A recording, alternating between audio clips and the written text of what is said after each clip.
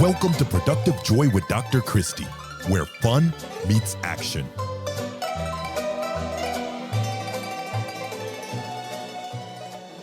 Hi, friends. Welcome to Productive Joy. You are in for another treat today. I have a new friend with me, Brianna Rhue, and Dr. Brianna Rhue, and we're going to talk a little bit about her history and background that has led her to some really cool things. But before we get into all of that, if you are not already following Productive Joy, please do.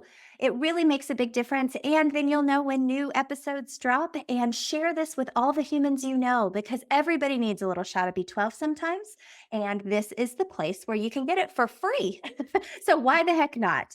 So now I'm really excited to introduce you to Dr. Rhue because she is kind of in the middle of an identity crisis. She is an optometrist, but then she said, you know what, that's not enough. I think I'm going to start my own tech company and actually work with eye doctors, which is pretty darn cool. She's also a former University of Arizona cheerleader, which is a great fun fact. She's a wife and a mom and a cat mom, although I felt some hesitation in admitting that she's a cat mom because her husband came with the cat. So we are super excited, Brianna, to get to know you a little bit. Welcome to Productive Joy. Thank you for having me. Yeah, this is going to be fun. So I am a firm believer that people really don't give us a whole lot of time to make them excited. Although your intro might have piqued some interest, would you please tell us in like 30 seconds or so why the next 30 minutes is going to change people's lives?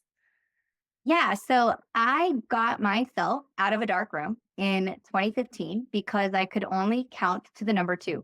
And I knew there was more in my life than saying which is better, 1 or 2. And that's what's led me down this other path of technology and connection and making healthcare not so transactional on what we've done and understanding we really have to, as physicians are taking care of us, we have to take better care of our physicians. And so that's one of our purposes here that we'll get into on how I've gotten myself out of the dark to give myself some more B12 because, man, I think I was a bat in my past life or something. Well, so fun fact, my father-in-law was an optometrist for 52 years in the same exact room with the same exact chair, saying exactly, tell me when you begin to see like the whole repeat of things. And that chair now sits in my living room, which is a very strange place to have an optometrist chair, but I do happen to have one in my living room. So I understand fully what you're saying. Now, he loved it and it was great, but it was definitely a lot of time in a dark room. And so you let light shine in. And I really liked what I heard you say about having the opportunity to help physicians get healthy too and have that option. So what woke you up? What made the light shine in? There were a couple of things. So I graduated from optometry school in 2009. So if you don't know the optometrist background, you go to college for 4 years, go to optometry school for another 4 years. And then I did an extra year of residency and then joined a private practice, bought into that private practice, became the sole owner of that practice about a year ago. So then in 2015 was just going down kind of that road of like, what is out there? There's got to be more. I was pregnant, and then my wonderful best friend from optometry school also was thinking that there had to be more as well. We were up against this digitization of healthcare, where patients in the optometry world, they come to their doctor, say, this is the best eye exam I've ever had. Can I have a copy of my prescription? Well, that's actually like the biggest punch in the face that you can give somebody that's taking care of one of your most important senses. And so we said that there has to be a better way. Let's digitize it. We'll send them digital copies of their prescriptions. And then everybody wants this. So it's going to be super easy to sell. Well, it's not. So now we're on the other side of the table, presenting options to doctors, again, showing them that, yes, as much as healthcare is transactional, there's more to that transaction than just the exchange of dollars. Well, and so let's back up because I think I understand what you're saying because I listened to my father-in-law talk about the idea that you sell glasses, right, in your practice, but people are like, no, I can get that a whole lot cheaper over here. So I'm just going to take my prescription and run. And tell me about the digitization of that. What are you doing for people instead? Yeah. So Doc, when people come in and they sit down in your chair and you're pouring everything into them, the prescription is just the start of an eye exam. Yeah. We're looking, 95% of the rest of your eye exam is looking at your ocular health. So the eye is really a biomarker to everything. It's where we can find diabetes, we can find brain tumors earlier, we can find hypertension. And there's so many conditions that are really seen through your eye through an eye exam. The prescription is really the cherry on top. Yeah. And that's what everybody is enticed to do, is to come in and get their prescription, whether it's for glasses or contact lenses. So again, patients would come in, say, Doc, best eye exam I've ever had. Can I have a copy of my prescription? Well, now I made maybe $40 or $50 off of that exam at the end of the day to come in with a vision plan. What I really do is I make money on what I'm able to prescribe you. That's the best for you. And there's nothing wrong with that transaction that happened. And we are, and a lot of the times, cheaper, more convenient, and you get a better product. But there's a trust issue that happens there in that exchange. So what we did is digitizing it, sending the digital copy of a prescription to a patient so they can go home in their own world and see that what we're saying is actually the truth, and then order. And by doing that, it allows the doctor to continue to invest in you through new equipment, through new technology, through paying better staff, through, a growing industry. And so when you invest in your doctor, that allows them to invest in you. And when you fully don't do that, you're actually hurting yourself. Absolutely. Absolutely. And the eye is the window into the soul. Isn't that what they say? Yeah. And it's an extension of your brain, right? Absolutely. Checking out your brain.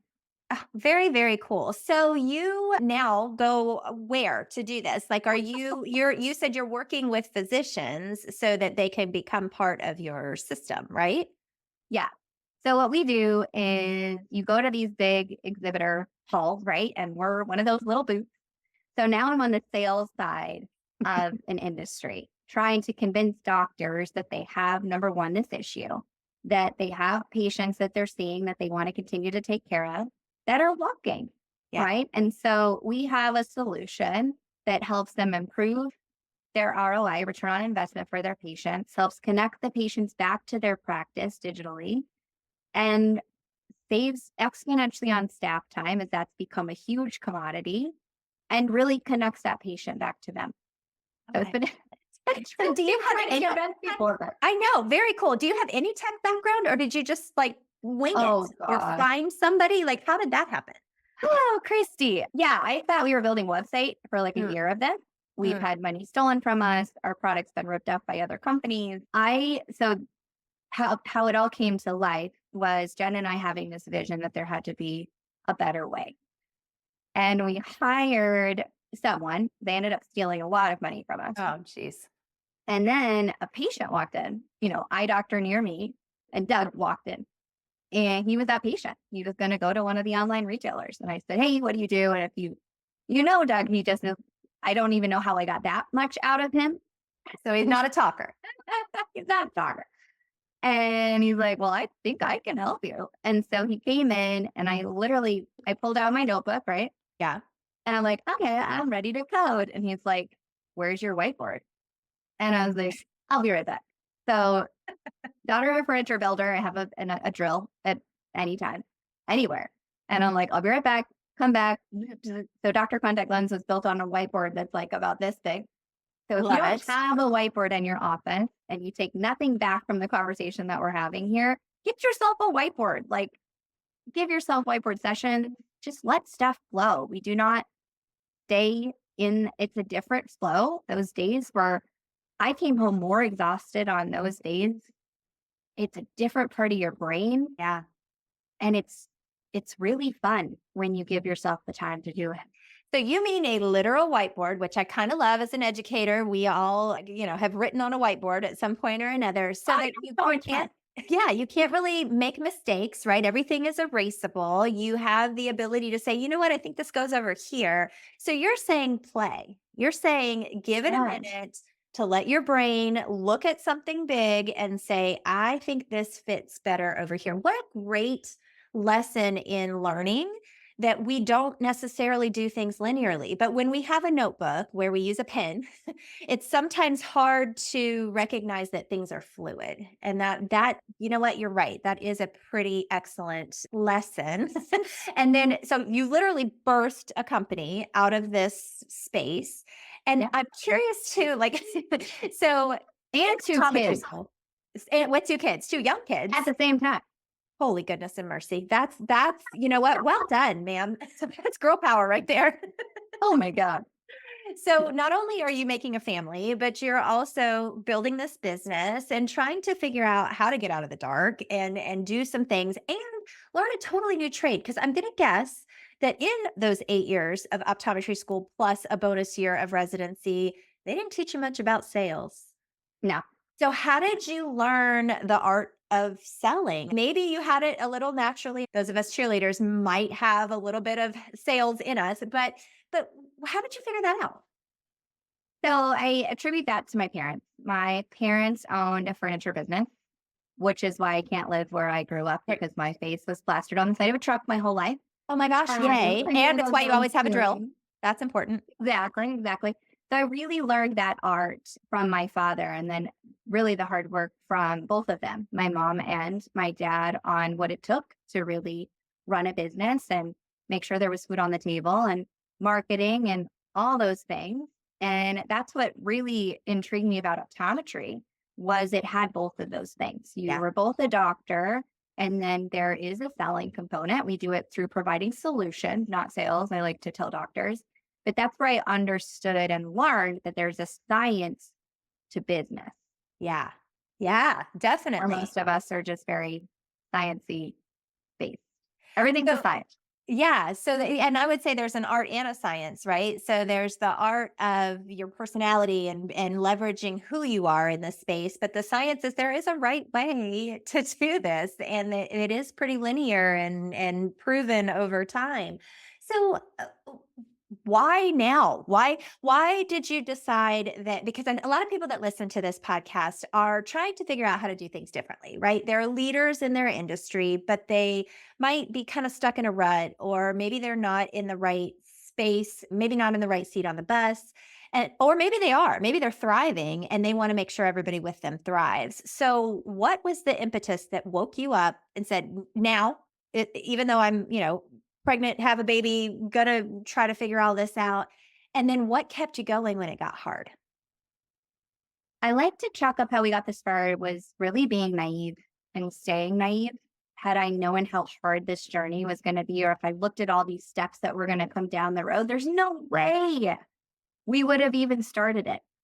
So, shared experiences just stay in that naive because you're going to have people that are going to be your naysayers everywhere. Yeah. You are going to have and share your idea sooner. It's really just that hard. And we kept our idea close to us a little too long. Had we shared it earlier, it would have been better. We were terrified of sharing it because what if somebody went and did it? Well, it's just that hard, guys. So nobody has that idea. No one has thought about it as long and hard as you have. Right. For them to even catch up to you, good luck, right?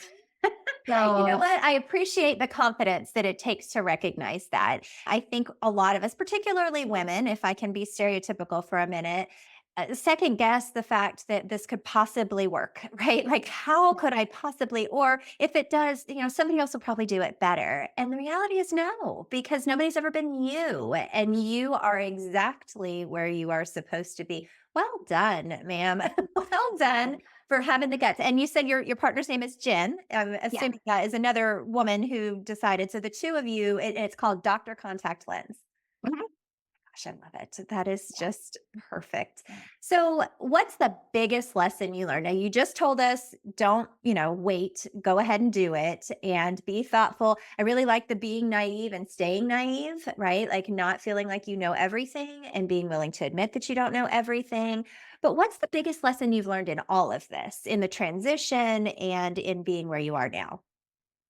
The biggest lesson I learned, oh no, there's been so many. You have to have some like Jen and I, what's gotten this as far as it's gotten is recognizing somebody else's strengths and then your weaknesses and really playing on that. Yeah. So, but also just having that mindset to keep going. And the I've gotten probably 5 or 6 MBAs Of course you have. And this you didn't have to pay for them. That's kind of nice. I'm doing it more now, but it's stopping to recognize to smell the flowers along the way. I was just at a meeting and one of the people said you can't blow on a flower hoping that it blooms faster, right? You just have to go through this process and all these little seeds that you're going to sprinkle throughout. Who knows which ones are going to or which ones are going to sprout and which ones are not. Yeah.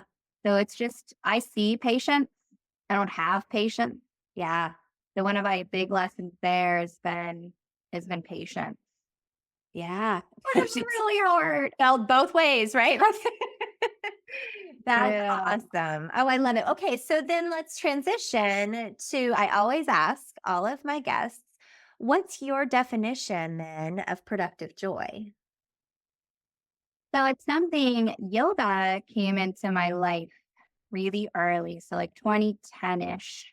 The studio I started going to was the original Ellen's Ultimate Workout, which is the original Orange Theory. Oh, okay. So seeing kind of just like surrounding myself with that crowd, because I went to school, everybody left. I was like stuck with no friends. So I was like, well, crap, like, where are my friends? So then found yoga, and it just is productive joy is gratitude along the way Mm. because it's way easier to focus on what's not happening than what is. It's way easier to focus on your enemies than your friends, especially in a digital world where right now you and I are having a legitimate conversation and you have to stay in that conversation. You can't think of externally all the other things that you're doing. Right. So what's happening in our generation now is we're just thinking of that online world than being in front of each other. Yeah. So at the conference I was just at, it's funny how you just have to trust the universe and knowing what's coming in and what's coming out and where your focus is. And so I met 2 gentlemen recently at this conference and we just like all instantly like connected. And I've never laughed so hard that long for like 6 or 7 hours. And so if you're not jiving with someone, that's okay. But like keep going, keep putting your hand out there. You get way more by an open hand than you do a closed fist. And I think more than ever, we're shutting down. We're closing our minds more than ever without going into the openness. So I heard productive joy is having gratitude along the way and recognizing that with an open hand, you're going to get a whole lot more back, whether it's a new friendship that you didn't anticipate or a new form of exercise that really works for you or a community that comes with that form of exercise. If we are willing to look for it, then you're going to find the good, right? Yeah. It's a pretty darn good definition of productive joy. And it seems like you are also creating it for yourself with that open hand to say, I'm not happy where I am, but I want to be happy. So I'm going to work towards getting it. I've gotten lots of definitions so far, and all of them lead back to the fact that it's a choice and that it requires a little bit of effort on your part, but the return on investment is absolutely worth it. So I love that. Love that. Love that. So how has this impacted that sweet family? You said you have an 8-year-old and a 2.5-year-old and a husband and a cat. How has this shift in your career impacted your crew? Well, they've suffered, to be quite honest. Yeah. It's been a lot of traveling, a lot on my husband. But again, if I wasn't happy with what I was doing, there's no way I could be happy or bring joy there. Sure. So my husband, and as much as he's seen the journey really, really hard, because he gets the brunt of like if something goes bad or if something's not moving as fast or financially, he's taken on a lot of that burden, especially with me being gone with the kids. But he's starting to realize like, this is what lights me up. Yeah. This is who you married. And so as of very recently, I've been leaning more into my family by being like ready for those yeses. Like we're always so rushed all the time, out the door, late for a meeting, right? What comes easy to me is the business side. What Yeah. comes hard to me is the mommy and wife side, which is where I know I need to put more energy and effort. My company's allowing me to do that. My practice is allowing me to do that. But realizing that's who's important. Yeah. But I also have 24 other families to feed. Right? So this is a big practice that you're the sole owner of, in addition to Dr. Contract Lens, right? Like, so Yeah. it's really 2 full-time jobs Yeah. plus sales plus. Now, are you still practicing as an optometrist too? Like, you I still am. see patients? Yep. And you sleep on Tuesdays, or I would say that that's my gift, Dr. Chrissy. I can like lay my head down and like go to sleep. okay. I've been able to sleep anywhere, anytime. Like I So you can remember sleep on a plane, you can sleep when you get there. That's great. anywhere. I Yay. think that I'm dead, right? I'm one of those people that are like, Brianna, go to bed. And I'm like, what? No, we don't. I might miss something. So energy is not my weakness. But there's got to be some, you have to say no somewhere, right? Yeah. Something gets a no every time you say a yes. So it's also about prioritization. I had somebody on here, she's an actuary, and she works like a dog all the time and has 3 kids, and she talked about glass balls and rubber balls, and that we're constantly juggling, right? But some of those balls are glass, and we need to protect them a little more Yeah. fiercely than the rubber balls that will bounce. How do you decide which are which? Like, yes, family is, of course, a glass ball. And yet, what I just heard you say is sometimes that has to fall. So it's not that the glass ball is all of family, but it's the specific event, or it's the specific moment that you need to be there. Can you tell me how you decide which is which? Yeah. So I've been now recently, there's a book called Year to Yes. Long story short, like what she talks about Is it is, Shonda Rhimes? I think so. Yes, I'm reading it. Actually, right now I have it on my right There's your stand. gap. Yes. There's a reason. So there you So go. really what it's saying is she's got like her glam squad. She's CEO of this big company. She has 3 kids and she was missing little moments, right? Because again, CEO, like very similar story. And what she decided was just to say yes to the moment. So whether she was leading out the door and her little 4-year-old comes over and says, Mommy, I want to play, instead of being like, no, I'm late. I have to get on stage in like 5 minutes while I'm all glammed up. I'm going to say yes, sit down, play for 10 minutes. That's the moment that they were wanting. And then I can continue on. So it's doing that more, whether it's with your team, yourself, your family, your Yep. kiddos, your husband. We're just less present than ever before. Yeah. So it's understanding that and being more present. Well, and I think it's saying yes to the moment you're in, not the Yes. moment you're getting ready to go to, right? That is so ironic. Yes, I am reading that book. This is the woman who wrote Grey's Anatomy and all of those wonderful things. And now she, took this year to say, yeah, very cool. See, this was all meant to be. It's just It was.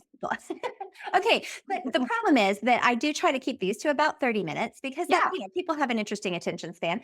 And so I have some rapid fire questions, and I'm super excited about the first one because I feel like you kind of alluded to it just now. But are you ready for some rapid fire? Always. Okay. First question. What's your definition of fun? Definition of fun.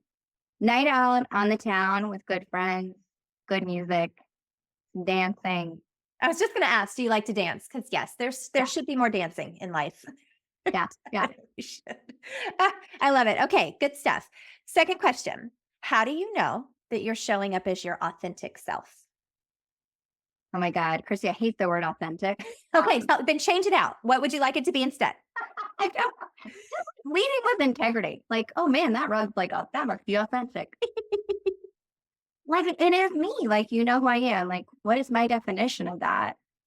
Just leading with integrity, honesty. It's messy. We're all going through it. Yeah. So get out of this like 80% crap and get into the deep stuff. Like, Oh, ask better questions.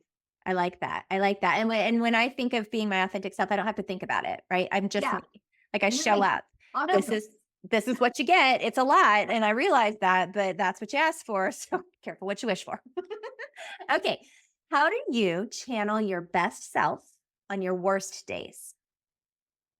So I have a couple of things, whether it's like a pump up song. What's your favorite?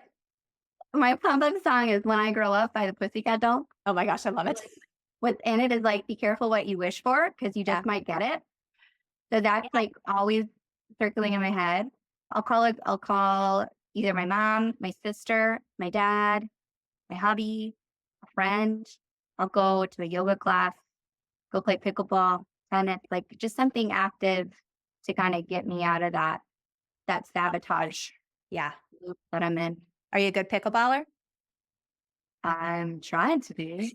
Isn't it fun? It's so addictive. It is addictive, and I used to play tennis in high school, and too. so in my brain, I think that I should hit it like I'm hitting a tennis ball, and all that did was give me tennis elbow, which was a bit of a problem. And so I'm like, oh, this is not the same as that. This is a little different. So I'm learning the art of not whacking the fire out of the ball because it just doesn't do any good. Something going on. Yeah, definitely. Okay, great answers. So the last question's a tough one because ultimately people do have that short attention span. And you've said so many great things about being a boss babe, about trying things when they're scary, about juggling family and work and changing careers and yet keeping up the other one and all kinds of great things. But if people can only remember one thing that you have said to them today, what's the one thing that you really want people to remember? Keep looking and finding your tribe. Like you Oh. don't have to apologize for your success. And you're always performing from the moment that you wake up to the moment you go to bed. And maybe you're still like me, even performing in your dreams. I don't know. Yeah. I still have like cheerleading dreams. I'm like, throw me up higher. Like you're just always performing. So how are you showing up for that performance? Not only for yourself first, which you have to do in order to perform well for others, but then for everybody else around you. Oh, beautifully said. Beautifully said. And thank you so much because I now know just how busy you are. And yet you chose to come here and share this wisdom with others so that they can figure out how to do it a little differently, which is really impressive. So thank you for that. What's the best way for people to find you? Because if my father in law is retired, finally, however, he knows lots of optometrists. And I know that other people will too. So, how do people find you? Find me on LinkedIn. That's my jam. I'm like off of Facebook and Instagram. Like, way too depressing. Yeah. And then I'm even finding on LinkedIn where I'm like, okay, this is like everybody's big success stories. So that's where to find me. Okay. There. That's the easiest place. Okay. And then if they were to Google Dr. Contact Lens, they would find some pretty cool stuff as well, I'm Yeah. guessing. Yes. Dr. Contact Lens. Yeah. That's Yeah. awesome. Well, thank you so, so much for being here. This was a genuine pleasure. And listeners, I told you I know some really brilliant people who are willing to share really brilliant things with you. So I don't know what your nugget of wisdom was today, but I do know that Brianna dropped lots of them. And I'm hopeful that you chose just at least one so that you can figure out a way to turn fun into action.